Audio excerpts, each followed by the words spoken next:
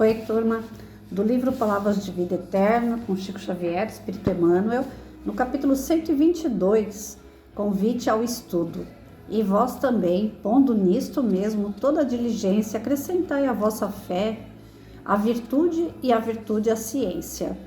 Pedro, milhões de criaturas possuíram a fé no passado, revelando extremada confiança em Deus, mas porque a bondade lhes desertasse dos corações, ergueram suplícios inomináveis para quantos não lhes comungassem o modo de sentir e de ser. Diziam-se devotadas ao culto do Supremo Senhor, entretanto, alçavam fogueiras e postes de martírio, perseguindo ou exterminando pessoas sensíveis e afetuosas em seu nome. Milhões de criaturas evidenciaram admirável bondade no pretérito, demonstrando profunda compreensão fraternal no trabalho que foram chamadas a desenvolver entre os homens. No entanto, porque a educação lhes escasseasse, no espírito, caíram em terríveis enganos, favorecendo a tirania e a escravidão sobre a terra. Denotavam obediência a Deus no exercício da própria generosidade, entretanto compraziam-se na ignorância, estimulando delitos e abusos, a pretexto de submissão à providência divina. Nesse sentido, porém, a palavra do apóstolo Pedro é de notável oportunidade em todos os tempos. Procuremos alicerçar a fé na bondade, para que a nossa fé não se converta em fanatismo. Mas isso ainda não basta.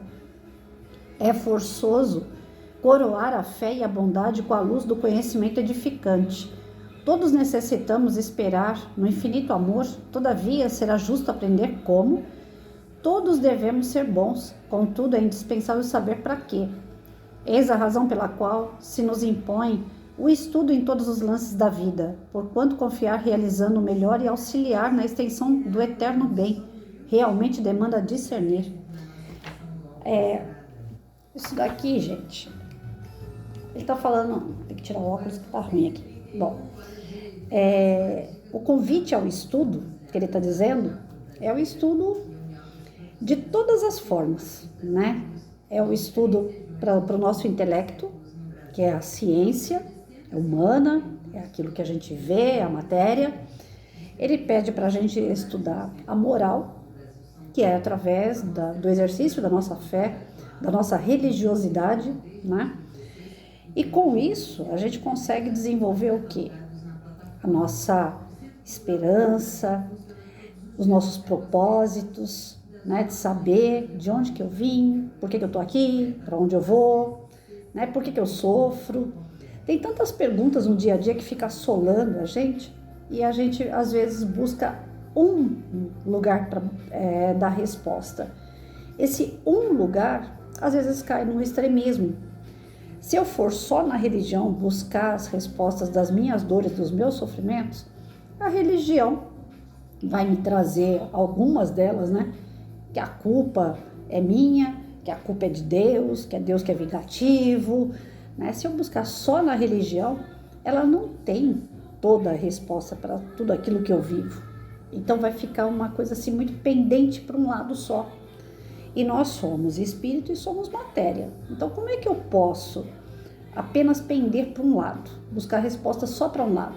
Eu tenho que buscar a resposta dos dois, né? Eu vi ontem um texto, estava passando no Facebook, de algum grupo espírita, e eu acabei lendo, gostei, não vou lembrar dele todo, mas vejam bem. A gente fala muito de Adão e Eva, né? Desde que eu me conheço por gente, que a primeira coisa que as pessoas apresentam para a gente na Bíblia, né, dentro da Igreja Católica, que é de onde eu vim, é a origem do mundo através de Adão e Eva. Poxa, eu era pequenininha e na escola se falava que para nascer uma criança precisava de um homem e uma mulher. Beleza, Adão e Eva e os filhos, Caim e Abel, 2 meninos, e deles nasceram todas as demais pessoas, populações, povos. Como que isso ia entrar na minha cabeça? Criança, sem noção nenhuma de vida. Mas a escola dizendo que precisava de um homem e mulher para se produzir, reproduzir, né? E aí vem a igreja e diz que não, que 2 meninos fizeram a humanidade inteira. Pensa o conflito que não foi.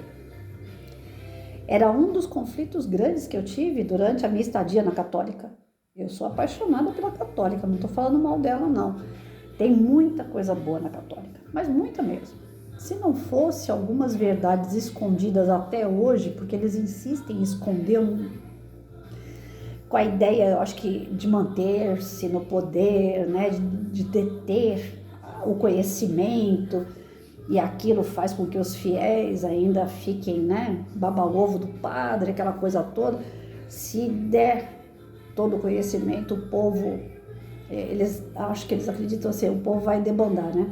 Debandar eu acredito que já estão, porque aqueles que, como eu, não conseguiam acreditar um lado só, não fica.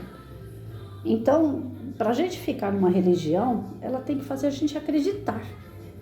Porque a religião é o religar a Deus. Às vezes você vai se desgarrando um pouquinho, vai saindo, né? É baile, é amigos, é churrasco, é família, é viagem. Nunca sobra tempo para Deus. Mas quando o cinto aperta, você corre lá dentro daquela religião de novo, porque ela vai te religar a Deus.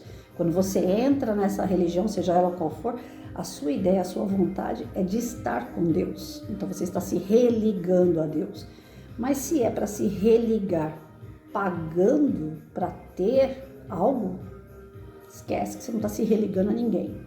Se for para seguir a cartilha de olhos fechados, sem estudar, sem entender, tá adiantando de nada.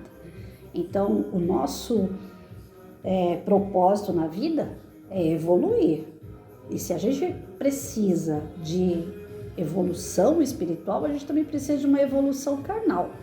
Nós estamos nos dois. Nós somos espíritos, mas nós estamos na carne. Então, nós precisamos entender as duas coisas acontecerem ao mesmo tempo para que a gente acompanhe, né? Que o espírito não queira evoluir demais e a carne fique para trás, porque não existe isso. Um depende do outro. Se não fosse assim, a gente não estaria encarnado, né?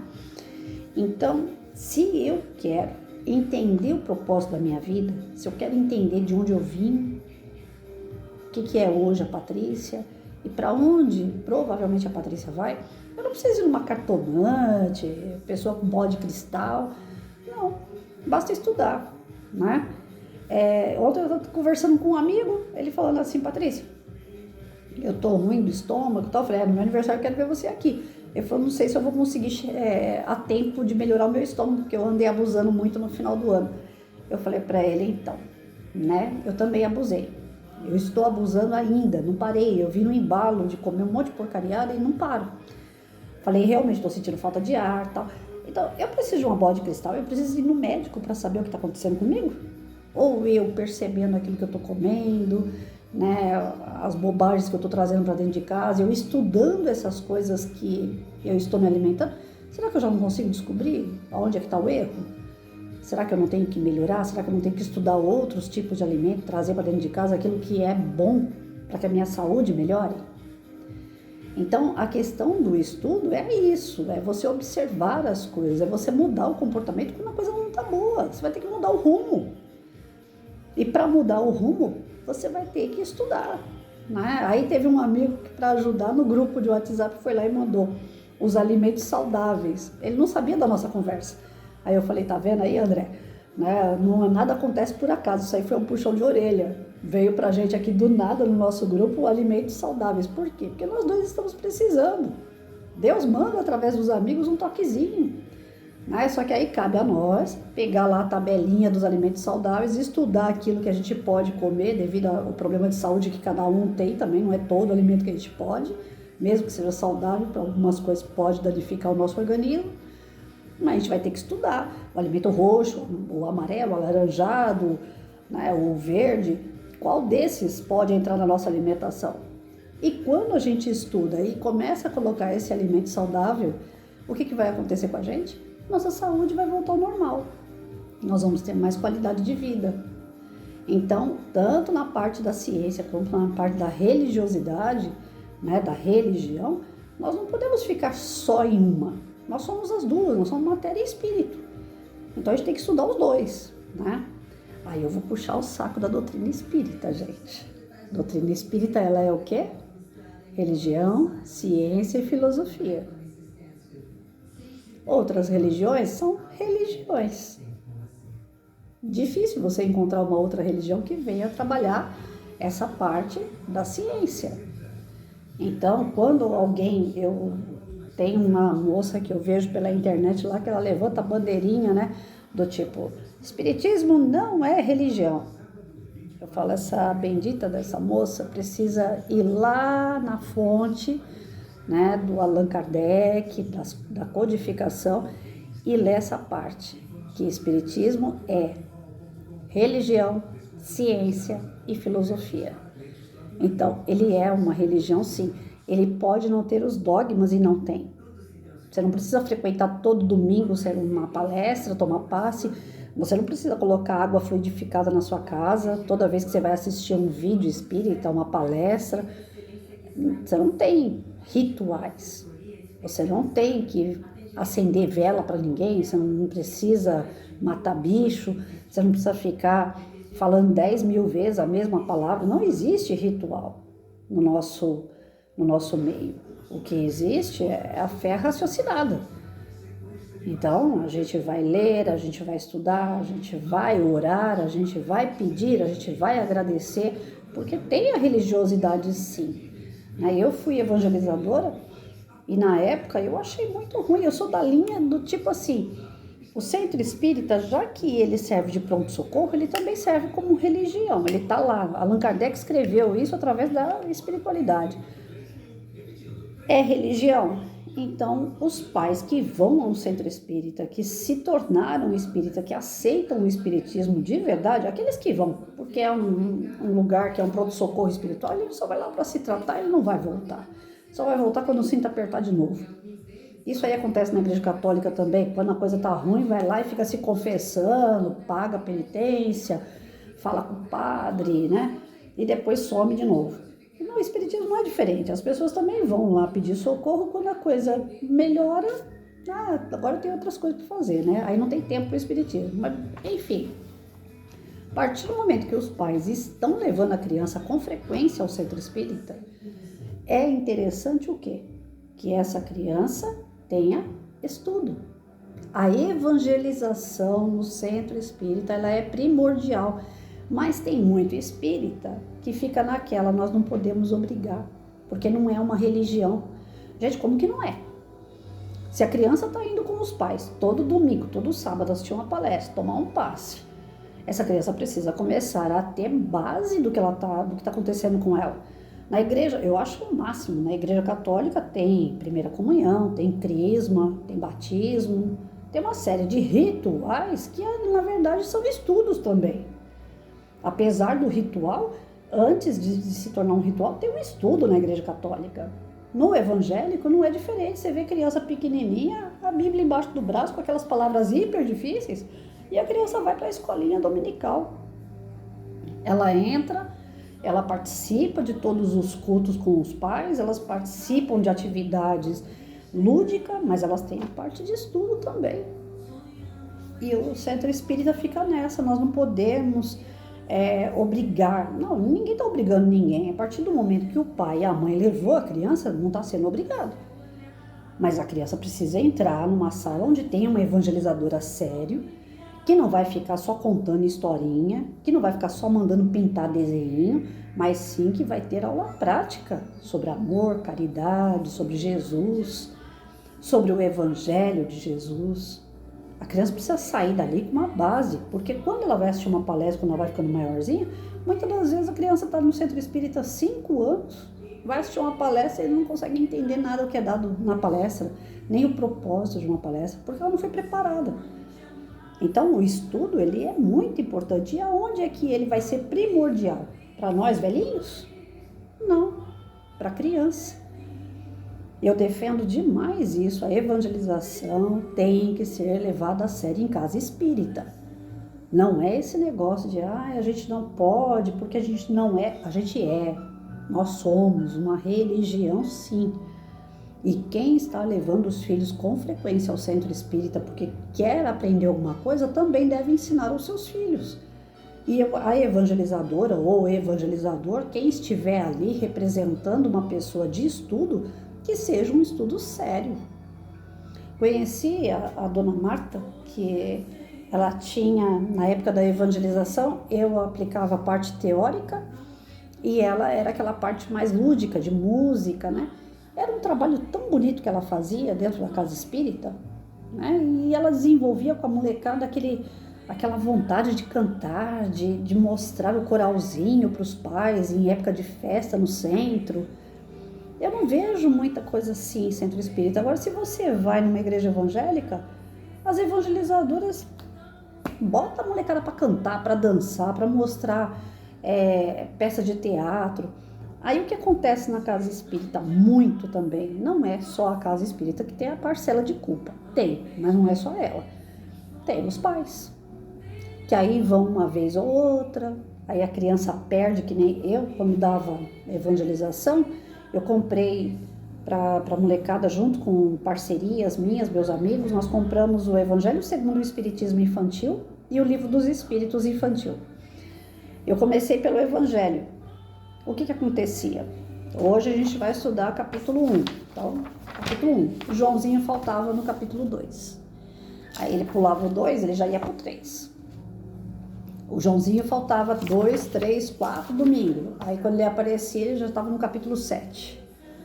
Então o Joãozinho não dava continuidade. Chegava na hora de você ter que ensaiar um teatro, uma dança, uma música, você não conseguia. Porque esse Joãozinho mais faltava do que ia. Aí a culpa é do Joãozinho?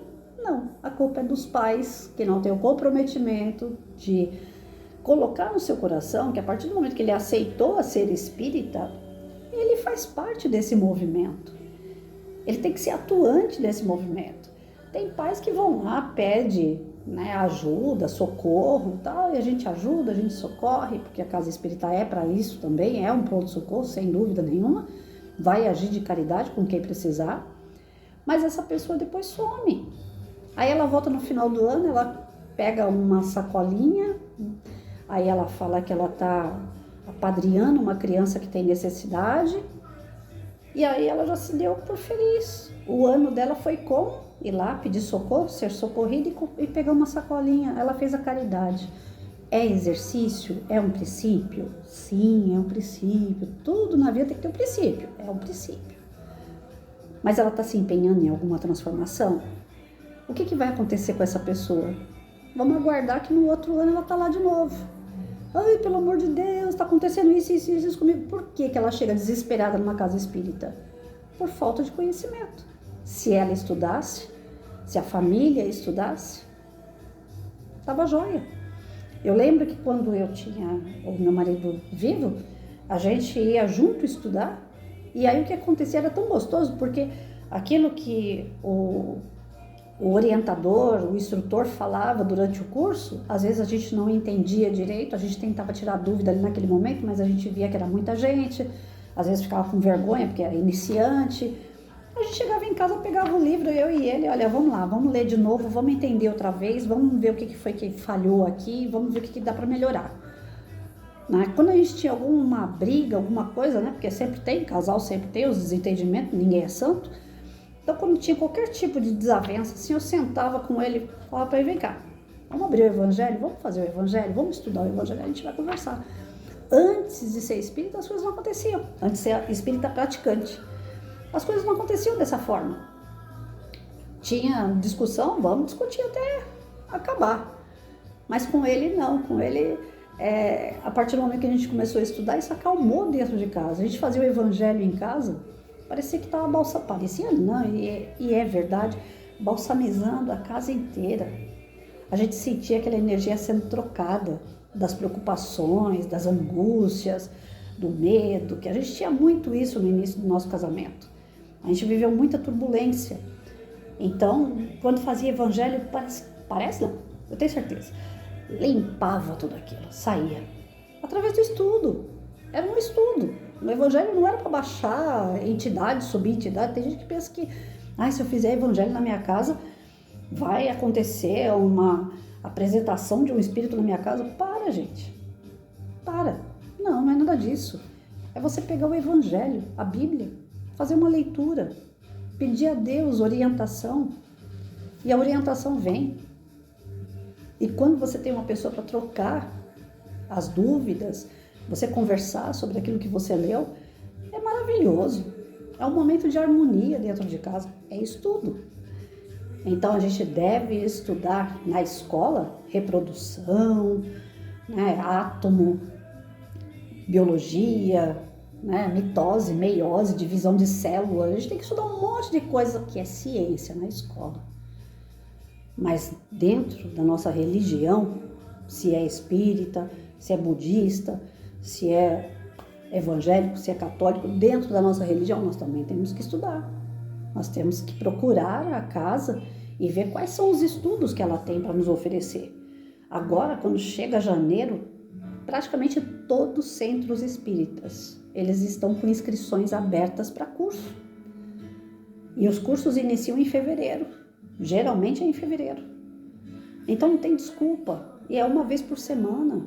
Se organiza. A casa às vezes tem 3, 4 dias de atividade. Pega um dia. Estuda. Mas sem fanatismo, sem ficar um lado só. Se você estudar só o lado religioso, você vai entrar no fanatismo. Se você estudar só o lado da ciência, você vai entrar no fanatismo. Fanatismo do materialismo, pelo lado da ciência, e aqui fanatismo do eu não conheço, mas eu temo. Sabe aquela coisa, eu tenho medo que Deus vai me castigar. É o fanatismo. É aquele estudo vago, que você só tem uma noção de quem é Deus. Então não façam isso. Pega para estudar para valer, né? Eu acho que o melhor caminho para quem está iniciando, pelo menos na doutrina espírita, é fazer os cursos da casa. Não tem como fugir disso. Procure a casa que você está frequentando. Veja com o dirigente, veja no atendimento fraterno que tipo de curso que você pode fazer, que dia que você pode fazer. Eu, pelo menos, fui lá no começo, né? Eu fui cada pedacinho. Ainda ficou faltando alguns, mas eu iniciei pela o que é espiritismo. É a primeira aula que eu tive, né? O primeiro curso que eu fiz, o que é espiritismo, que é o iniciante mesmo. Depois desse eu fiz livro dos espíritos, depois eu fiz o livro dos médiuns. Não lembro se eu fiz os outros, não, acho que os outros eu não cheguei nem a fazer, não completar, porque eu sou muito sem vergonha. Não vou falar para vocês que eu fiz assim muita coisa não, mas procure na casa espírita seguir algum tipo de estudo. E quem tem filho, bote o filho na evangelização. A criança não quer ficar lá, é que nem escola. É uma escola, tem que ser como uma escola. A criança tem o que querer para ir para o ensino fundamental, pro prézinho lá, pro infantil, não tem o que querer. Então, converse, faça os acordos com a criança, explique para ela a necessidade dela ficar na evangelização, desde pequenininha. Vocês não vão se arrepender. Fiquem com Deus.